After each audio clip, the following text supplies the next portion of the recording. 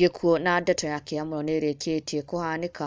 Bishofu Omo nĩarĩkĩtie kũhurũka. Gĩkuũ gĩatiga aingĩ ona nginya aini maremetwo kũhitha kĩeha kĩao matongoretio nĩ Karango Mũrayama na makĩhoera anyone who may be going through a tough time at this moment, tondũ times have become so hard, na gũcũngĩrĩria andũ gũkorwo magĩka ciĩko iria ciratiga andũ na maithori. No mbere tukĩrora ndeto ĩngĩ ĩrĩkĩtie kũrekererio nĩ mũini Maggy. Maggy nĩaumbũrĩte na gũkorwo akĩhithũria atĩ she is not well. Maggy akĩrekereria mbica kũrĩa onanĩtie guoko kũmwe gwake kuohetwo na nginya akĩrekereria ndũmĩrĩri kũrĩa augĩte maithori marĩa ararĩrĩte ndarĩ ekũrakĩrĩra maithori ta mau tondũ it was not easy. Ĩno arĩ ndũmĩrĩri ya Maggy agĩkiuga ushawailia na machozi haitoki. Let me tell you Maina with a crying emoji ti raithi. Na akĩrekereria mbica ĩno ta ũrĩa ũrakĩona one of her arms is in a sling and also it has been plastered.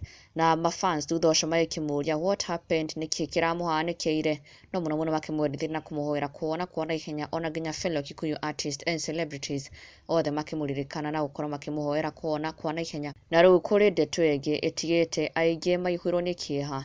Ndeto Karango Mũraya onake arakorirwo akĩingĩra nenda-inĩ yake and reposted it. Mũbishofu Omo nĩerĩkanĩte gũkorwo arerutire muoyo.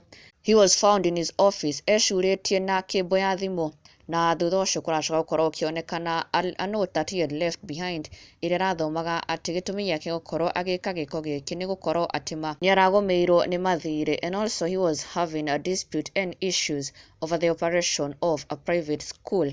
Arigwa marũa macio aratigire maragĩthomaga kana gũkorwo makĩonania, na maabitha a borithi makĩambĩka ũthuthuria harĩ gĩkuũ-inĩ kĩa bishofu ũyũ Bishop Joseph Bundala from Methodist Church in Dodoma, Tanzania. No Karango magĩkiuga sad, may God help us to pay all debts. Na thutha ũcio ona aini onao makĩonania kĩeha kĩao na Akenya onao magĩcakaya gĩkuũ gĩkĩ kuona mũbishofu akinyĩte point ya gũkorwo akĩruta muoyo. It is something very very sad and tragic. May God grant him eternal rest.